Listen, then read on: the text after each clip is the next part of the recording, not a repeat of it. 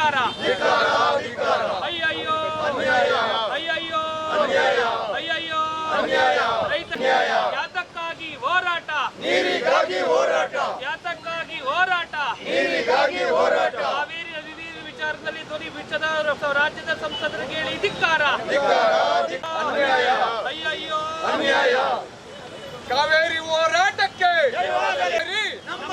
ಕಾವೇರಿ ಕಾವೇರಿ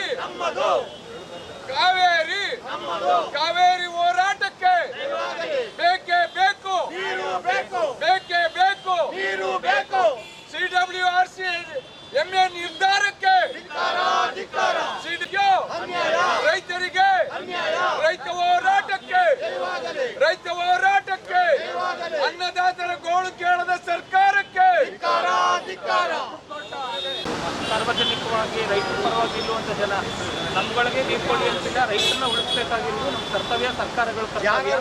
ಹಾಗಾಗಿ ಜನಜಾನುವಾರುಗಳು ಕುಡಿಯುವ ನೀರಿಗಾಗಿ ಇರುವಂಥದ್ದು, ಬೆಳೆನೂ ಇಲ್ಲ, ಬೆಳೆಗಳಿಗೂ ರಕ್ಷಣೆಗೂ ಇಲ್ಲ ಜನ. ಇಲ್ಲಿವರೆಗೆ ಮುಖ್ಯಮಂತ್ರಿಗಳು ನಾವು ಬಹಳಷ್ಟು ಆಗ್ರಹ ಮಾಡಿದ್ದೀವಿ ನಾಲೆಗಳು ನೀರು ಬಿಡಿ ಅಂತ, ಇಲ್ಲಿವರೆಗೂ ನಾಲೆಗಳಿಗೂ ನೀರಿಲ್ಲ. ಇಂಥ ಸ್ಥಿತಿಲಿದ್ದೀವಿ, ಸಂಕಷ್ಟ ಸ್ಥಿತಿಲಿ. ಸುಪ್ರೀಂ ಕೋರ್ಟಲ್ಲಿ ಬಹಳಷ್ಟು ಸಮರ್ಥ ಮಂಡನೆ ನಮ್ಮದಾಗಿದೆ. ಆದರೆ ಯಾಕೆ ಕಾವೇರಿ ನಿರ್ವಹಣಾ ಸಮಿತಿ ಮತ್ತು ಪ್ರಾಧಿಕಾರಗಳ ಆದೇಶನ ಎತ್ತಿರಿತ ಗೊತ್ತಿಲ್ಲ. ಹಾಗಾಗಿ ನಮಗಂತೂ ಈ ಯಾವುದೇ ಕಾರಣಕ್ಕೂ ಮುಖ್ಯಮಂತ್ರಿಗಳು ಸುಪ್ರೀಂ ಕೋರ್ಟ್ ಆದೇಶಕ್ಕೂ ಮನ್ನಣೆ ಇಲ್ಲದೆ ನೀರನ್ನ ಬಿಡಬಾರ್ದು ಅನ್ನೋ ಆಗ್ರಹ ಮಾಡ್ತೀವಿ. ಕಾರಣಕ್ಕೂ ನಾವು ನೀರು ಬಿಡುವಂಥ ವ್ಯವಸ್ಥೆ ಮಾಡೋದೇ ಇಲ್ಲ, ನೀರನ್ನ ಯಾವುದೇ ಕಾರಣಕ್ಕೂ ಬಿಡುವುದಿಲ್ಲ. ಕಟ್ಲೆ ಪ್ರಕಾರವಾದರೂ ನಿಮ್ಮ ಬೆಳೆ ರಕ್ಷಣೆ ಮಾಡೇ ಮಾಡ್ತೀವಿ ಅಂತ ಹೇಳಿದ್ರು. ಇವತ್ತು ನೋಡಿದ್ರೆ ನೀರು ಬಿಡುವಂಥ ವಿಚಾರ ಆಗಿ ಸುಪ್ರೀಂ ಕೋರ್ಟು ಇನ್ನೂ ಒಂದು ವಾರ ಮುಂದುವರಿಸಬೇಕು. ಅದನ್ನು ಮುಂದುವರ್ಸ್ಕ ನಂತರ ನಾವು ತೀರ್ಪು ಕೊಡ್ತೀವಿ ಅಂತ ಹೇಳ್ತಾರೆ. ಇದು ಯಾವ ನ್ಯಾಯ? ಇದು ಸಮಂಜಸವಾದ ನ್ಯಾಯ ಅಲ್ವೇ ಅಲ್ಲ. ನಿಜವಾಗ್ಲೂ ನಮ್ಮ ಮಂಡ್ಯ ಜಿಲ್ಲೆಗೆ ಇದು ಒಂಥರ ಮರಣ ಶಾಸನ ಬರ್ದಂಗಾಗದೆ. ಸುಪ್ರೀಂ ರೈತ ಹೋರಾಟಕ್ಕೆ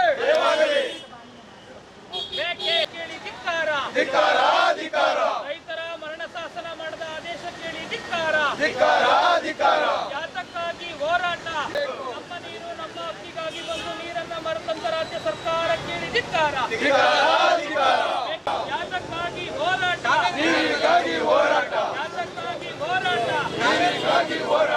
ಇವಾಗಲೇ ತಮಿಳುನಾಡಿಗೆ ಕಬಿನಿ ಜಲಾಶಯ ಮತ್ತು KRS ಡ್ಯಾಮ್ನಿಂದ 16,000 ಕ್ಯೂಸೆಕ್ಸ್ ನೀರು ಹರಿದು ಬಿಟ್ಟಿದೆ. ಹಾಗಾಗಿ ಮತ್ತೆ ನಮಗೆ ಕಾವೇರಿ ನೀರು ನಿರ್ವಹಣಾ ಮಂಡಳಿಯಲ್ಲಿ ನ್ಯಾಯ ಸಿಕ್ಕಿಲ್ಲ, ಇತ್ತ ಪ್ರಾಧಿಕಾರದಲ್ಲೂ ನ್ಯಾಯ ಸಿಕ್ಕಿಲ್ಲ. ಮಾನ್ಯ ಸರ್ವೋಚ್ಚ ನ್ಯಾಯಾಲಯದಲ್ಲಿ ನಮಗೆ ನ್ಯಾಯ ಸಿಗ್ತದೆ ಅಂತ ಹೇಳಿ ಒಂದು ಆಶ್ವಾಸನೆ ಇತ್ತು. ಆದರೂ ಕೂಡ ನೀವು ಒಂದು ವಾರ ನೀರು ಹರಿಸಿ ಅಂತ ಹೇಳಿದ್ರೆ, ಎಲ್ಲೋ ದೆಹಲಿಯಲ್ಲಿ ಕೂತಿ ತೀರ್ಪು ಕೊಡೋದಾದರೆ ಇಲ್ಲಿ ನಮ್ಮ ಗತಿ ಏನು ಸ್ವಾಮಿ? 30 TMC ಇವತ್ತು ಜಲಾಶಯದಲ್ಲಿ ನೀರಿದೆ, 109 ಅಡಿಗಳು ನೀರಿದೆ. ಇದರೊಳಗಡೆ ಇನ್ನೂ ರೈತ ಬೇಸಾಯ ಮಾಡಿಲ್ಲ, ಜನಜಾನುವಾರುಗಳಿಗೆ ಮತ್ತು ಕೆರೆ ಕಟ್ಟೆಗಳು ಇನ್ನೂ ನೀರನ್ನು ತುಂಬಿಸುವುದಕ್ಕೆ ಸರ್ಕಾರ ವಿಫಲ ಆಗಿದೆ. ಹಾಗಾಗಿ ಎಲ್ಲೋ ಒಂದು ಕಡೆ ಸರ್ಕಾರ ನಮ್ಮ ವಾದವನ್ನು ಮಂಡಿಸುವುದಕ್ಕೆ ಸಂಪೂರ್ಣ ವಿಫಲ ಆಗಿದೆ ಎಂಬತಕ್ಕಂಥದ್ದು ನಮ್ಮ ಅಭಿಪ್ರಾಯ. ಕಾವೇರಿ ನೀರಾವರಿ ನಿಗಮದ ತಜ್ಞರಾಗಿರ್ಬೋದು ಮತ್ತು ವಕೀಲರಾಗಿರ್ಬೋದು ನ್ಯಾಯಾಲಯದ ವಾದವನ್ನು ಮಂಡಿಸಲಿಕ್ಕೆ ಸಂಪೂರ್ಣ ವಿಫಲ ಆಗಿದ್ದಾರೆ. ಈಗಾಗಲೇ 16,000 ಕ್ಯೂಸೆಕ್ಸ್ ನೀರು ಹೋಗಿದೆ. ಮಾನ್ಯ ಜಲಸಂಪನ್ಮೂಲ ಖಾತೆ ಸಚಿವರು ನಮ್ಮ ಜಿಲ್ಲೆಯವರೇ, ಏನು ಮಾಡ್ತಾ ಇದ್ದೀರಿ ಸ್ವಾಮಿ? ನಿಮ್ಮ ಇಲಾಖೆ ಜವಾಬ್ದಾರಿ ಏನು? ನಿಮ್ಮನ್ನು ಕೇಳಿದ್ರೆ ಬೇಜವಾಬ್ದಾರಿ ಹೇಳಿಕೆ ಕೊಡ್ತೀರಿ ನೀವು. ನನಗೇನು ಮಾಹಿತಿಯೇ ಗೊತ್ತಿಲ್ಲ, ನೀರು ಹೋಯ್ತಾ ಇರೋದು ಗೊತ್ತಿಲ್ಲ ಅಂತ ಹೇಳಿದ್ರೆ, ಹಾಗಾದರೆ ಯಾವ ಸಂಸದರು, ರಾಜ್ಯಸಭಾ ಸದಸ್ಯರು, ವಿಧಾನ ಪರಿಷತ್ ಸದಸ್ಯರು ಈ ಬಗ್ಗೆ ಚಕಾರ ಎತ್ತಾ ಇಲ್ಲ? ನಿಮಗೆ ಅಧಿಕಾರ ಮುಖ್ಯ, ನೀರು ಮುಖ್ಯ ಅಲ್ಲ. ನಿಮ್ಗೆ ಏನಾದ್ರು ಮಾನ ಮರ್ಯಾದೆ ಇದ್ದರೆ ಈ ಕೂಡಲೇ ರಾಜೀನಾಮೆ ಕೊಟ್ಟು ಜನತೆ ಪರ ನಿಲ್ಲಿ. ಯಾವುದೇ ಕಾರಣಕ್ಕೂ ರಾಜ್ಯ ರೈತರ ಪರ ಸರ್ಕಾರ ಅಂತ ಹೇಳಿದ್ರೆ ಈ ಕೂಡಲೇ ಹೋಗ್ತಾರೆ ನೀರು ನಿಲ್ಲಿಸ್ಬೇಕು, ರೈತರ ನೆರವಿಗೆ ನಿಲ್ಲಬೇಕು. ಇಲ್ಲದೆ ಹೋದರೆ ನಿಮ್ಗೆ ಯಾವುದೇ ಕಾರಣಕ್ಕೂ ಜಿಲ್ಲೆಗೆ ಪ್ರವಾಸ ಮಾಡೋದಿಲ್ಲ ಅಂತ ಹೇಳಿ ನಾವು ಎಲ್ಲ ರೈತ ಪರ ಕನ್ನಡ ಪರ ಸಂಘಟನೆಗಳು ಎಚ್ಚರಿಕೆಯನ್ನು ನೀಡ್ತಾ ಇದ್ದೀವಿ.